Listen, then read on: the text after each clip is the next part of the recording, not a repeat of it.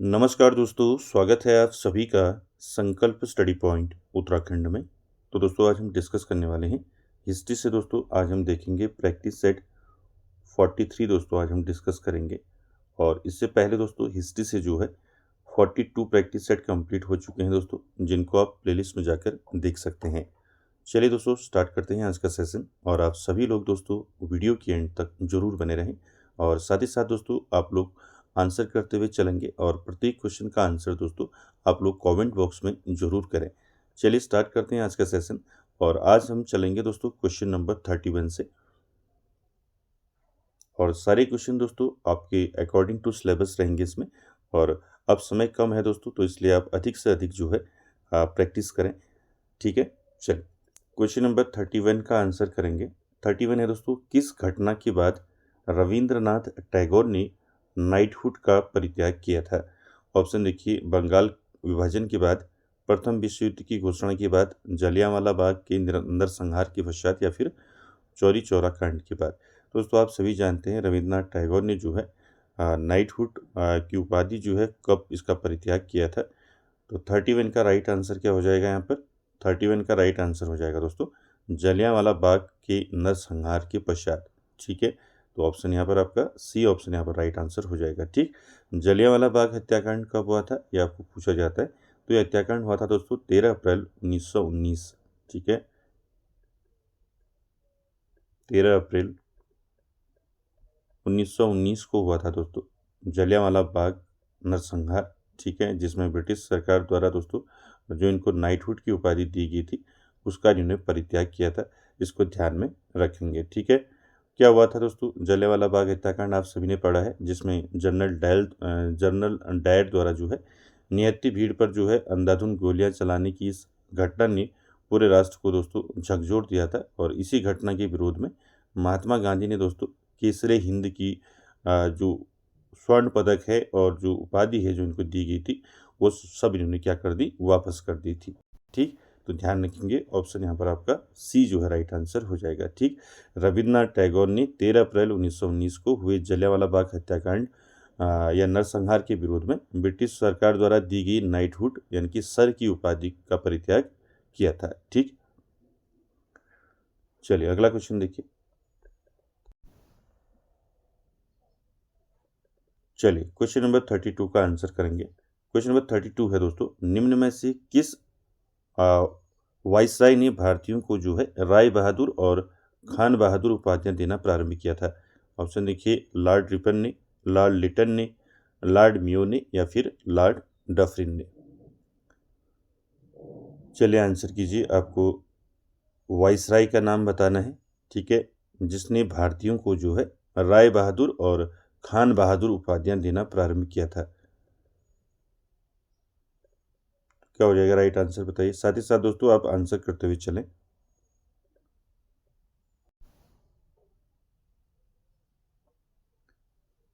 तो यहाँ पर 32 का राइट आंसर हो जाएगा दोस्तों ऑप्शन बी जो है यहाँ पर राइट आंसर हो जाएगा, लॉर्ड लिटन।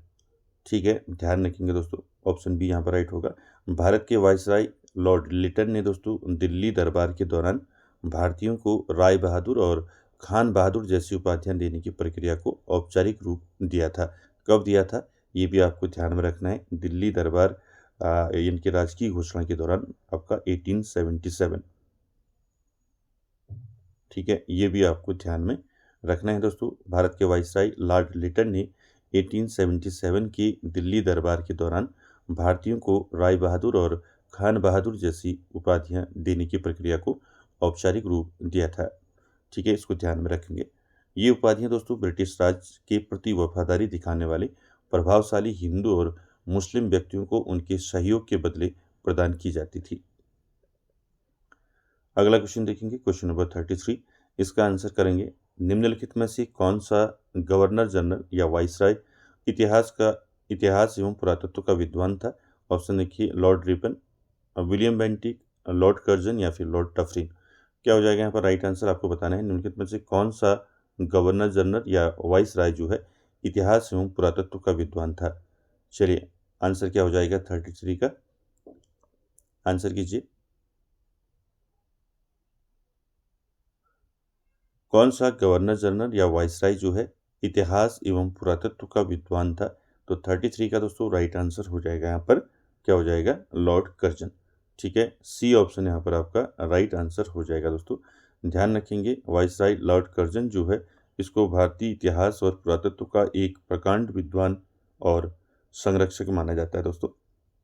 साथ ही साथ दोस्तों यहाँ पर आपको ध्यान रखना है, लॉर्ड कर्जन ने दोस्तों एक अधिनियम जो है पारित किया था। अब इस अधिनियम का नाम क्या था आपको ध्यान में रखना है। इस अधिनियम का नाम था दोस्तों प्राचीन स्मारक संरक्षण अधिनियम। क्या था? प्राचीन, ठीक है, ध्यान रखेंगे इसको, प्राचीन स्मारक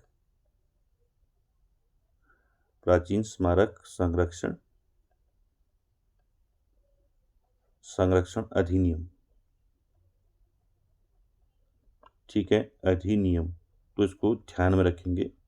ठीक है, लॉर्ड कर्जन ने दोस्तों प्राचीन स्मारक संरक्षण अधिनियम जो है पारित किया था, जिसका उद्देश्य था दोस्तों ऐतिहासिक इमारतों की सुरक्षा करना। तो ये अधिनियम दोस्तों कब आया, ये आपको ध्यान में रखना है। तो लॉर्ड कर्जन ने इस अधिनियम को कब पारित किया? तो ये अधिनियम पारित हुआ था दोस्तों 1904 में। ठीक है, 1904 में दोस्तों ये अधिनियम पारित हुआ था, प्राचीन स्मारक संरक्षण अधिनियम। और इसका उद्देश्य क्या था? ऐतिहासिक इमारतों की सुरक्षा करना। ठीक है, तो ध्यान रखेंगे यहाँ पर। चलिए अगला देखिए, क्वेश्चन नंबर 34 में दोस्तों यहाँ पर आपको जो है आंसर करना है। निम्नलिखित घटनाओं को काल क्रमानुसार जो है व्यवस्थित कीजिए और नीचे दिए गए कोटों में से सही उत्तर चुनिए। तो यहाँ पर दोस्तों आपको इनको सही ऑर्डर में लगाना है, काल क्रमानुसार। ठीक है, वेवेल योजना की घोषणा, दूसरा मुस्लिम लीग का सीधी कार्रवाई दिवस, तीसरा देखिए कैबिनेट मिशन योजना की घोषणा, या फिर चौथा क्रिप्स मिशन का आगमन। तो इनकी स्थापना वर्ष के अनुसार जो है आपको इसमें ऑर्डर में इसको लगाना है। ठीक, तो देखिए सबसे पहले जो है आपका क्या है, सबसे पहले क्रिप्स मिशन। ठीक है, तो पहला चौथा होगा फर्स्ट में, तो यहाँ पर दो ऑप्शन में आपका चौथा है। ठीक है, सी में भी डी में भी। तो पहला आपका क्या हो जाएगा, क्रिप्स मिशन का आगमन। कब हुआ था क्रिप्स मिशन का आगमन, बताइए। तो यहाँ पर हो जाएगा राइट आंसर 1942 में। ठीक है, क्रिप्स मिशन का आगमन हुआ। उसके बाद हो जाएगा आपका वेवेल योजना की घोषणा, यानी कि चौथे के बाद पहला हो जाएगा, तो आपका डी आंसर राइट होगा। ठीक है, वेवेल योजना की घोषणा कब हुई थी, तो ये भी आपको ध्यान में रखना है। वेवेल योजना की घोषणा हुई थी जून 1945 में। ठीक है, जून 1945। ठीक है, उसके बाद आपको ध्यान रखना है वेवेल योजना के बाद कैबिनेट मिशन। ठीक है, कैबिनेट मिशन योजना की घोषणा कब हुई थी, तो आप सभी जानते हैं। ठीक है, मार्च 1946। ठीक है, मार्च 1946। ठीक है, उसके बाद आ जाएगा आपका मुस्लिम लीग का सीधी कार्रवाई दिवस, ये आपका हो जाएगा 1946 है ये भी। ठीक है, तो ध्यान रखेंगे आपका अगस्त है। ठीक है, 16 अगस्त 1946। तो ये क्रम रहेगा दोस्तों आपका, चौथा, पहला, तीसरा, दूसरा। ठीक है, तो साथ में इसको आपको ध्यान में रखना है। ठीक, तो डी ऑप्शन यहाँ पर राइट आंसर हो जाएगा इसका। ठीक, चलिए अगला क्वेश्चन देखते हैं, क्वेश्चन नंबर 35 का आंसर करेंगे दोस्तों। 35 है, क्रांतिकारी संगठन अभिनव भारत कहाँ स्थापित किया गया था? ऑप्शन देखिए, उत्तर प्रदेश, बंगाल में, महाराष्ट्र में, या फिर उड़ीसा में। चलिए आंसर कीजिए। अभिनव भारत आप जानती हैं एक क्रांतिकारी संगठन था दोस्तों। ठीक है, और इसकी स्थापना कहाँ हुई और इसकी स्थापना किसने की, ये क्वेश्चन आपका पूछा जाता है। ठीक, तो यहाँ पर राइट आंसर क्या हो जाएगा 35 का, तो राइट आंसर हो जाएगा दोस्तों अभिनव भारत नामक क्रांतिकारी संगठन की स्थापना कहाँ हुई थी? महाराष्ट्र में हुई थी दोस्तों। ठीक है, तो ऑप्शन सी यहाँ पर राइट आंसर हो जाएगा।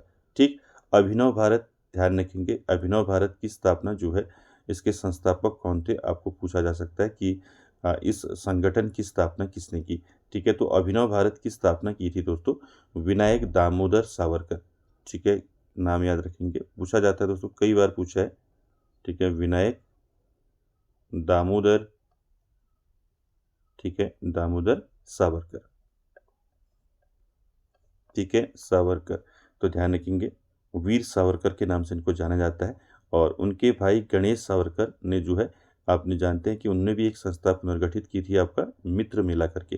ठीक है, तो इसको आप ध्यान रखेंगे। पहले आप इसको समझिए कि जो अभिनव भारत संगठन है दोस्तों, इसकी स्थापना जो है कहाँ की गई थी, महाराष्ट्र में की गई थी। और कब की गई थी, अगर आपको पूछा जाएगा कि अभिनव भारत की स्थापना कब हुई, तो ध्यान रखेंगे 1904 में इसकी स्थापना हुई थी महाराष्ट्र में। किसके द्वारा की गई थी, विनायक दामोदर सावरकर, जिसे हम वीर सावरकर के नाम से जानते हैं। दोस्तों वीर सावरकर के जो है इनके भाई थे दोस्तों गणेश सावरकर। ठीक है, कौन थे इनके भाई, गणेश सावरकर, नाम याद रखेंगे। तो गणेश सावरकर ने भी दोस्तों एक जो है संस्था पुनर्गठित की थी। संस्था का नाम था मित्र मेला। ठीक है, क्या था, मित्र मेला, एक मिनट, मित्र मेला। ठीक है, आपको पूछ लिया जाएगा मित्र मेला संस्था की स्थापना किसने की थी। ठीक है, तो मित्र मेला संस्था की स्थापना किसने की थी, गणेश सावरकर ने। ठीक है, तो ये आपको ध्यान में रखना है दोस्तों। चलिए अगला देखिए, क्वेश्चन नंबर 36 का आंसर करेंगे दोस्तों। सुभाष चंद्र बोस ने चलो दिल्ली का आह्वान कहाँ से किया था, सिंगापुर से, बर्मा से, जर्मनी से या फिर जापान से। इंपॉर्टेंट क्वेश्चन है, आपको बताना है सुभाष चंद्र बोस ने दोस्तों चलो दिल्ली का आह्वान कब कहाँ से किया था। तो 36 का राइट आंसर क्या हो जाएगा यहाँ पर, सुभाष चंद्र बोस ने दोस्तों कहाँ से किया था, तो सिंगापुर से किया था। ठीक है, आप सभी जानते हैं, तो ध्यान रखेंगे इसको। सुभाष चंद्र बोस ने दोस्तों 5 जुलाई 1943 को सिंगापुर के टाउन हॉल के सामने अपनी सेना को संबोधित करते हुए चलो दिल्ली का प्रसिद्ध आह्वान किया था। मोस्ट इंपॉर्टेंट है, ये पूछा जाता है। ठीक है, तो ध्यान रखेंगे सुभाष चंद्र बोस ने दोस्तों, आपको पूछ लिया जाएगा सुभाष चंद्र बोस ने दिल्ली चलो का आह्वान कब किया। ठीक है, तो इसको आप डेट ध्यान रखेंगे, 5 जुलाई 1943। ठीक है, 5 जुलाई 1943 को दोस्तों सिंगापुर के टाउन हॉल के सामने अपनी सेना को संबोधित करते हुए चलो दिल्ली का प्रसिद्ध आह्वान किया था दोस्तों सुभाष चंद्र बोस ने। ठीक है, ध्यान रखेंगे। अगला क्वेश्चन नंबर 37, इसका आंसर करेंगे दोस्तों। 37 क्या है देखिए, निकोबार द्वीप को सुभाष चंद्र बोस ने क्या नाम दिया। मोस्ट इंपॉर्टेंट है, आपको बताना है निकोबार द्वीप को सुभाष चंद्र बोस ने क्या नाम दिया है। इसको बोस कर लेंगे। ठीक है, सुभाष चंद्र बोस। चलिए आंसर करिए इसका, शहीद, आज़ाद, वतन, स्वराज। बताइए क्या हो जाएगा इसका राइट आंसर, क्वेश्चन नंबर 37 का।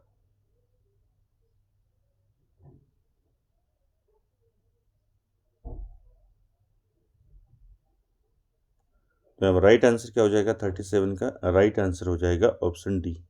ठीक है, स्वराज।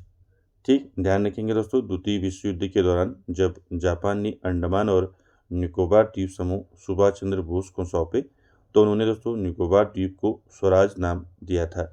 ठीक है, और इसी प्रकार उन्होंने अंडमान द्वीप का नाम बदलकर क्या किया था, शहीद द्वीप रखा था। तो दोनों आपको ध्यान में रखने पूछे जाते हैं। ठीक, एक तो आपको याद रखना है ये कब की बात है, द्वितीय विश्व युद्ध के दौरान की बात है। ठीक है, द्वितीय विश्व युद्ध के दौरान जो है निकोबार द्वीप, ठीक है ध्यान रखेंगे, निकोबार द्वीप को क्या नाम दिया। ठीक है, निकोबार द्वीप को नाम दिया सुभाष चंद्र बोस ने स्वराज। ठीक है, और इसी के साथ साथ अगर अंडमान की बात आपको पूछी जाए, ठीक है, अंडमान को क्या नाम दिया, तो ध्यान रखेंगे दोस्तों यहाँ पर। ठीक है, तो अंडमान द्वीप को दोस्तों क्या नाम दिया सुभाष चंद्र बोस ने, तो ध्यान रखेंगे इसको दिया शहीद द्वीप। ठीक है, ये दोनों क्वेश्चन दोस्तों कई बार पूछे गए हैं। अंडमान द्वीप और निकोबार द्वीप का नाम जो है सुभाष चंद्र बोस ने क्या नाम दिया इनको, तो अच्छे से आपको ध्यान में रखना है। चलिए अगला क्वेश्चन देखिए, क्वेश्चन नंबर 38 का आंसर करेंगे।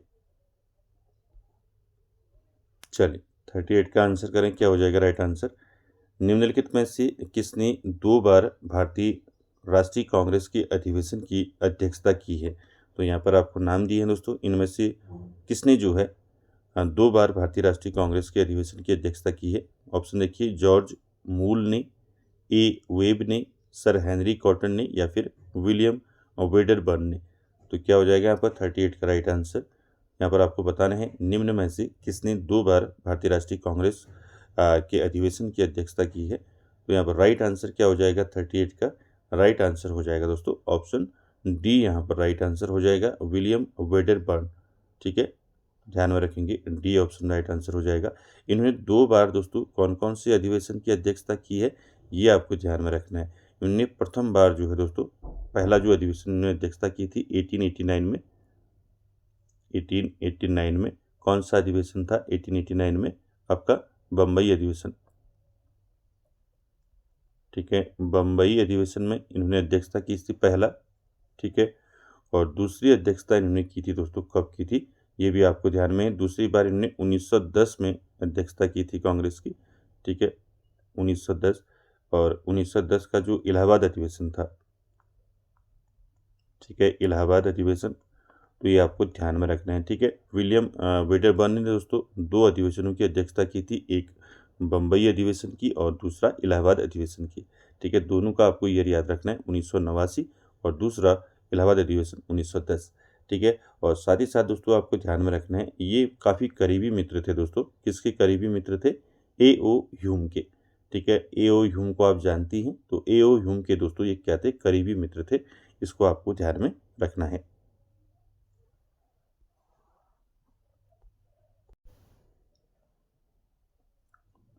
चलिए क्वेश्चन नंबर 39 का आंसर करेंगे। 39 है दोस्तों, इंडिया होम रूल सोसाइटी एक क्रांतिकारी सोसाइटी का गठन भारत के बाहर किसने किया था। तो आपको बताना है दोस्तों, इंडिया होम रूल सोसाइटी एक क्रांतिकारी सोसाइटी का गठन जो है भारत के बाहर किसने किया था। श्यामजी कृष्ण वर्मा ने, लाला हरदयाल ने, भाई परमानंद ने, या फिर राजा महेंद्र प्रताप ने।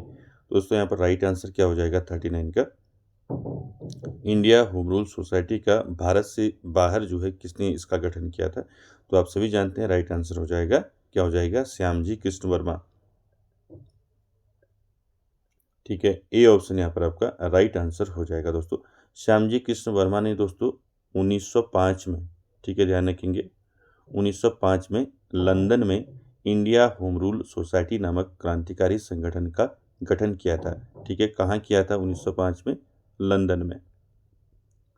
ठीक है, यही क्वेश्चन आपका पूछा गया है कि भारत से बाहर जो है इंडिया होम रूल सोसाइटी का गठन किसने किया था। तो आंसर हो जाएगा श्यामजी कृष्ण वर्मा ने। कब किया था ये भी आपको याद रखना है, 1905 ईस्वी में। कहाँ किया था, लंदन में इंडिया होम रूल सोसाइटी नामक क्रांतिकारी संस्था का गठन किया था। ठीक है, इसको ध्यान में रखेंगे। चलिए अगला क्वेश्चन देखिए, क्वेश्चन नंबर 40, इसका आंसर करना है। 40 है दोस्तों, गांधी जी के आह्वान पर दांडी मार्च कब शुरू हुआ था। चलिए आंसर कीजिए, ये तो आप पढ़ते हुए आ रहे हैं। ठीक है, दांडी यात्रा यानी कि दांडी मार्च यानी कि नमक सत्याग्रह जो है, ठीक है, कब शुरू हुआ था। तो 40 का आंसर करिए, क्या हो जाएगा, 12 मई 1930, 12 अप्रैल 1930, 12 मार्च 1930, 12 फरवरी 1930। ठीक है, ये 12 आपका सही है। ठीक है, 12 और 1930। तो यहाँ पर आपको मंथ जो है बताना है, कौन सा मंथ था जब आपका दांडी मार्च यानी कि नमक सत्याग्रह शुरू हुआ था। तो यहाँ पर राइट आंसर क्या हो जाएगा दोस्तों, 40 का यहाँ पर राइट आंसर हो जाएगा, क्या हो जाएगा, 12 मार्च। ठीक है, तो यहाँ पर ऑप्शन सी जो है राइट आंसर हो जाएगा।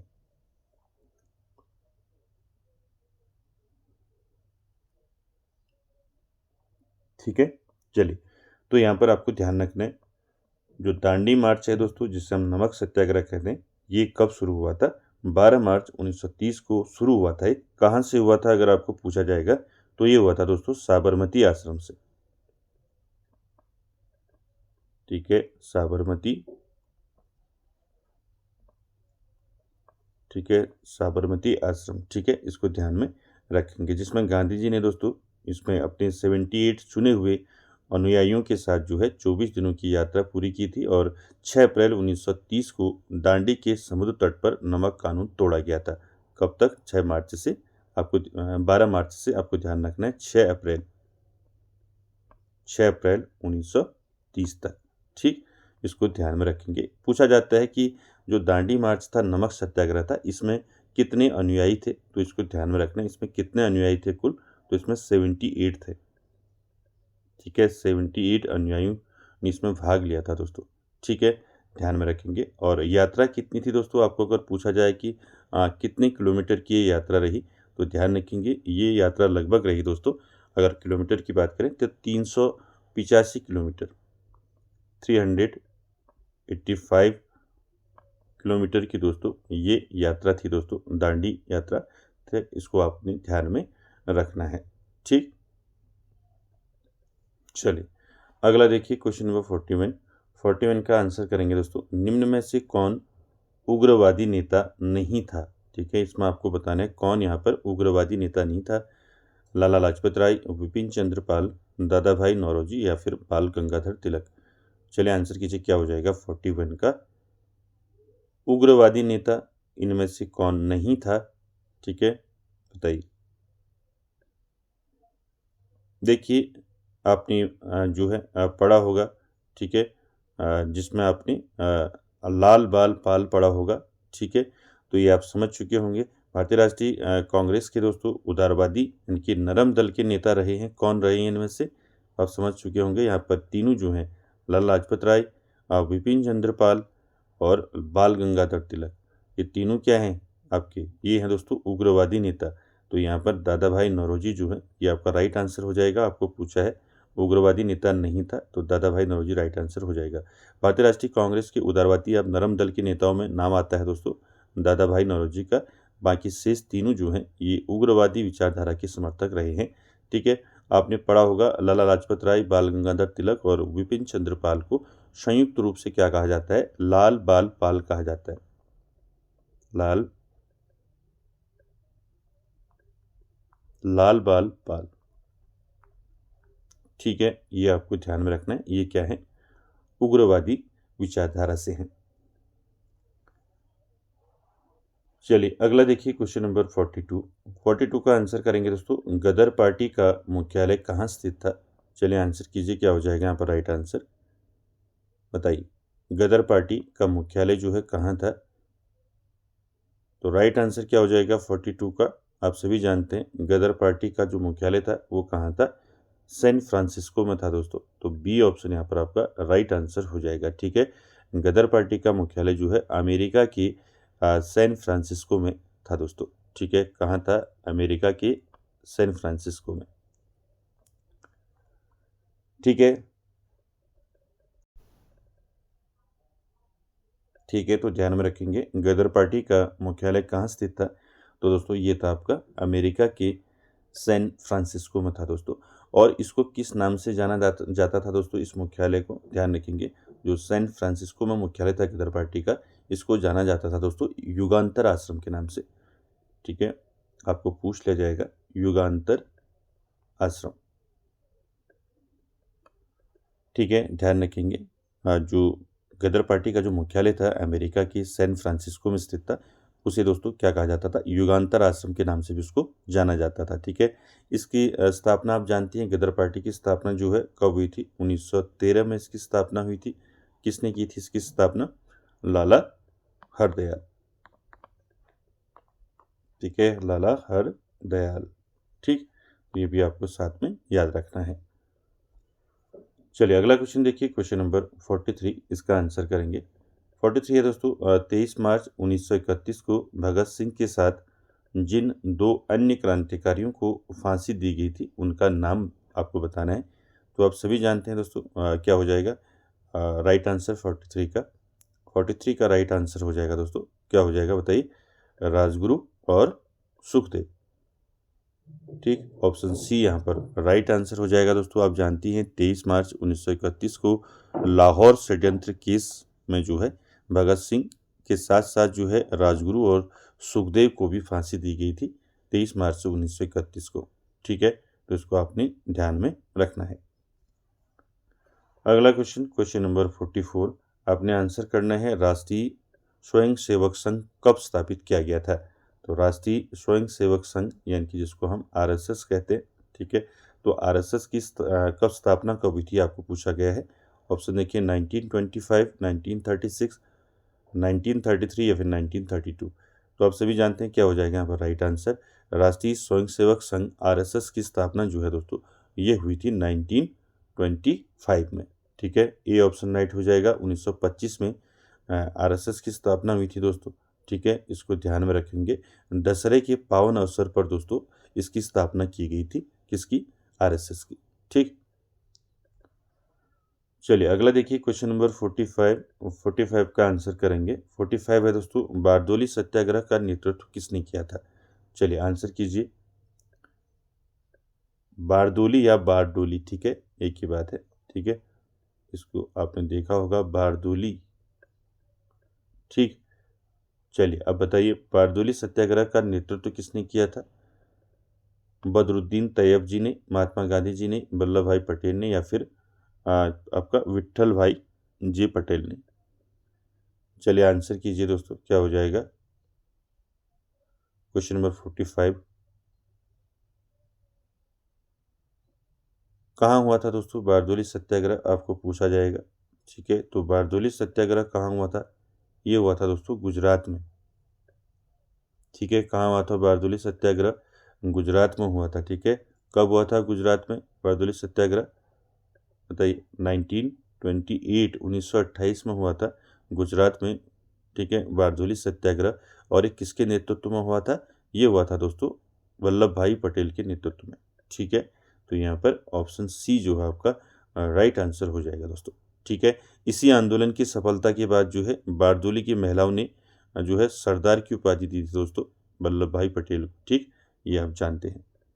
चलिए अगला देखिए 46 नंबर, आंसर कीजिए दोस्तों। निम्न में से कौन भारत का बिस्मार्क कहलाता है? तो भारत का बिस्मार्क किसको कहा जाता है? महात्मा गांधी, जवाहरलाल नेहरू, सरदार वल्लभ भाई पटेल, या फिर सुभाष चंद्र बोस? तो यहाँ पर क्या हो जाएगा दोस्तों राइट आंसर 46 का? किसको कहा जाता है भारत का बिस्मार्क? तो आप जानती हैं दोस्तों, भारत का बिस्मार्क कहा जाता है, किसको कहा जाता है? सरदार वल्लभ भाई पटेल को कहा जाता है दोस्तों। ऑप्शन सी जो है यहाँ पर राइट आंसर हो जाएगा। ठीक है, ध्यान रखेंगे, स्वतंत्र भारत की रियासतों के एकीकरण में महत्वपूर्ण भूमिका निभाने वाले सरदार वल्लभ भाई पटेल को भारत का बिस्मार्क कहा जाता है। ठीक है, और इनको क्या कहा जाता है? भारत का बिस्मार्क कहा जाता है। और साथ ही साथ दोस्तों इनको भारत का क्या कहा जाता है? लौह पुरुष भी कहा जाता है। ठीक है, लौह पुरुष। ठीक, ये भी आपको ध्यान में रखना है। चलिए अगला क्वेश्चन देखिए।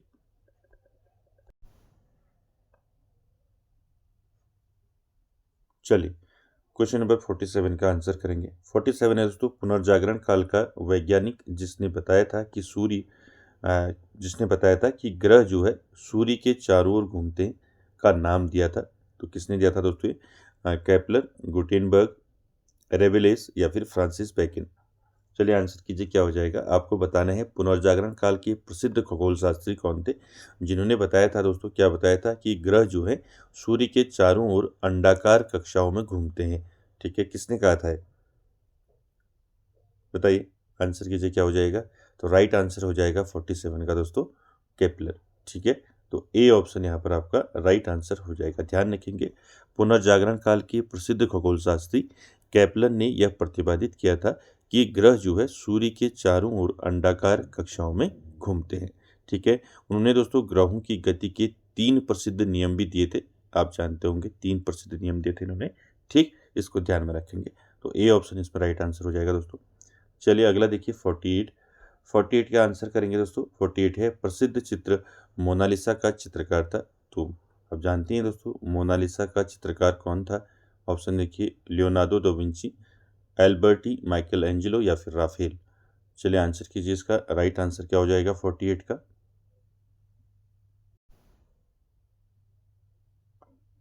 चलिए आंसर कीजिए, प्रसिद्ध चित्र मोनालिसा का चित्रकार कौन था? तो 48 का दोस्तों राइट आंसर क्या हो जाएगा?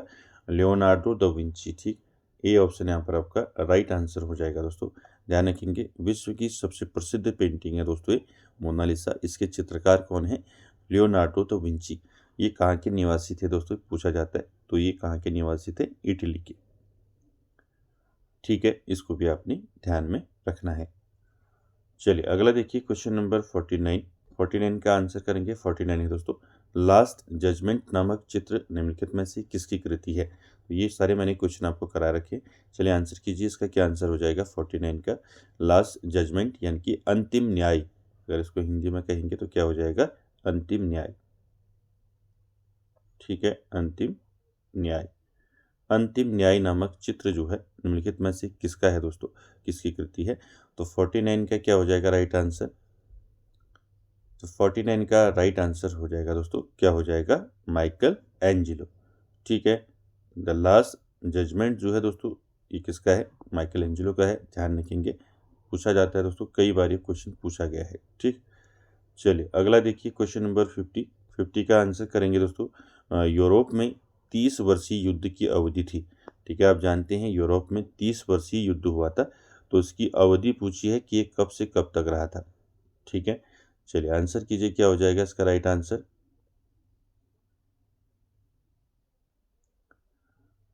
1808 से लेकर 1838, या फिर 1608 से लेकर 1638, या फिर 1708 से लेकर 1738, या फिर 1618 से लेकर 1648। चलिए क्या हो जाएगा इसका राइट आंसर 50 का। यूरोप में 30 वर्षीय युद्ध की अवधि है दोस्तों, 1618 से लेकर 1648 के मध्य हुआ था दोस्तों। तो राइट आंसर क्या हो जाएगा, ऑप्शन डी यहाँ पर राइट आंसर हो जाएगा। ध्यान रखेंगे 30 वर्षीय युद्ध जो है कब स्टार्ट हुआ था, 1618 में, और कब तक रहा था, 1648 तक। ठीक, चलिए अगला देखिए 51 का आंसर करेंगे। 51 है दोस्तों, चार्टिस्ट आंदोलन कब समाप्त हुआ था। चलिए आंसर कीजिए, क्या हो जाएगा इसका राइट आंसर।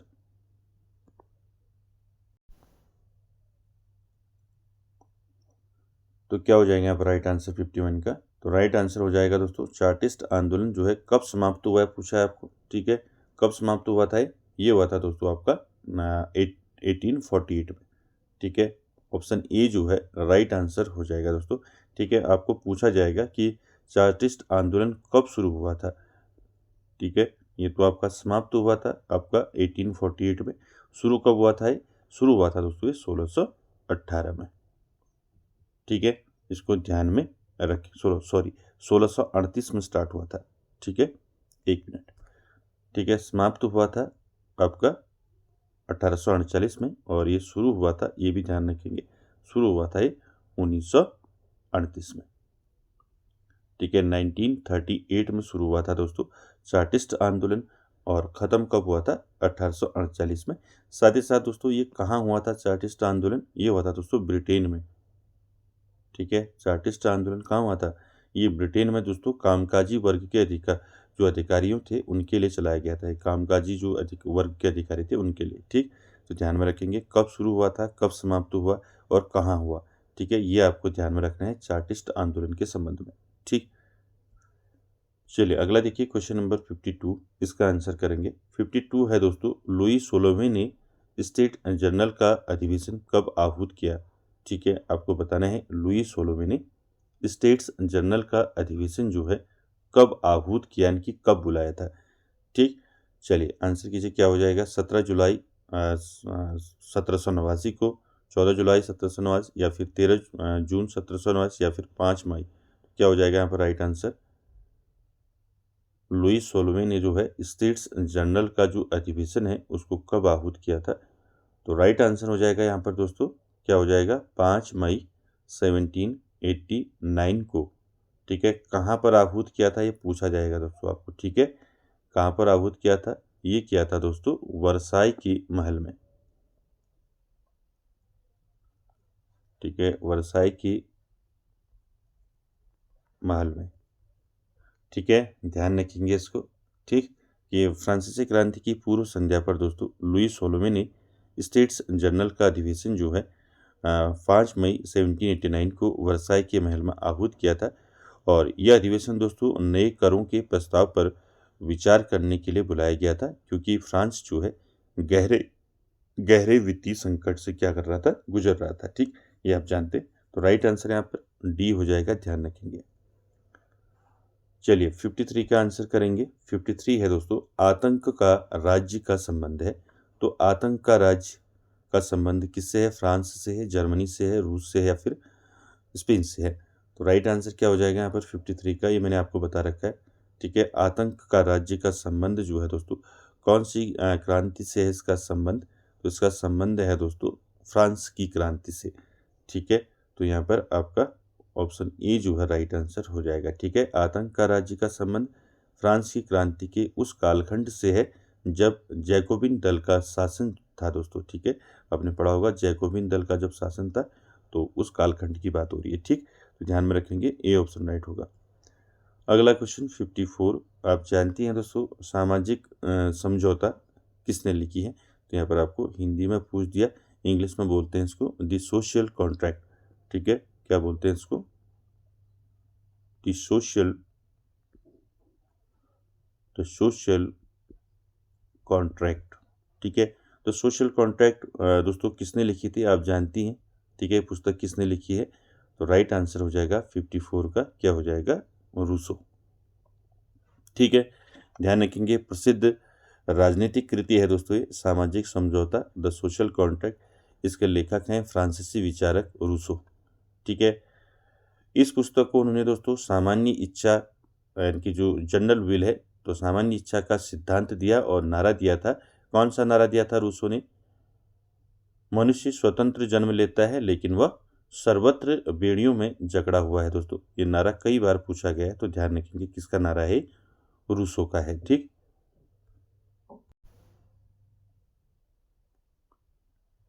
ठीक है, तो ध्यान रखेंगे दोस्तों, ये नारा जरूर इनका पूछा जाता है दोस्तों, कई एग्जाम में आपने देखा होगा। ठीक है, मनुष्य स्वतंत्र जन्म लेता है लेकिन वह सर्वत्र बेड़ियों में जकड़ा हुआ है, ये नारा किसने दिया है? तो ये दिया है रूसो ने दिया है, याद रखेंगे। चलिए अगला क्वेश्चन है क्वेश्चन नंबर 55, और आज का आखिरी क्वेश्चन है दोस्तों, आपको बताना है यहाँ पर 55 में सेडान का युद्ध किसके मध्य हुआ था? चलिए आंसर कीजिए, सेडान का जो युद्ध है दोस्तों किसके मध्य हुआ था?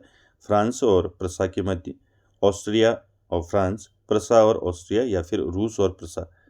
चलिए बताइए, सेडान का युद्ध कब हुआ था? पहले ये आपको पता होना चाहिए। ठीक है, जो सेडान का युद्ध है दोस्तों ये कब हुआ था, कौन सी ईयर में हुआ था सेडान का युद्ध?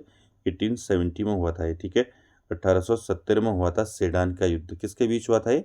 फ्रांस और प्रसा के मध्य। ठीक है, तो फ्रांस और प्रसा, तो आपका ऑप्शन ए जो है यहाँ पर राइट आंसर हो जाएगा दोस्तों। और साथ ही साथ याद रखेंगे, ठीक है, इस युद्ध में प्रसा की सेना ने, ठीक है, तो आपको ध्यान में रखना है दोस्तों यहाँ पर कि इस युद्ध में प्रसा की सेना ने बिस्मार्क के नेतृत्व में फ्रांस के सम्राट नेपोलियन तृतीय को बुरी तरह पराजित कर बंदी बना लिया गया था दोस्तों सेडान के युद्ध में। ठीक है, ध्यान रखेंगे, सेडान का युद्ध कब हुआ था? आपका 1870 में हुआ था। किसके बीच हुआ था? फ्रांस और प्रसा के बीच हुआ था सेडान का युद्ध। ठीक है, साथ ही साथ इस युद्ध में प्रसा की सेना ने बिस्मार्क के नेतृत्व में फ्रांस के सम्राट नेपोलियन तृतीय को बुरी तरह पराजित कर उनको बंदी बना लिया गया था। ठीक है, इसको भी आपको ध्यान में रखना है। आपका ऑप्शन ए जो है यहाँ पर राइट आंसर हो जाएगा। ठीक, दोस्तों आज के सेशन में इतना ही, मिलते हैं दोस्तों नेक्स्ट सेशन में, तब तक के लिए धन्यवाद।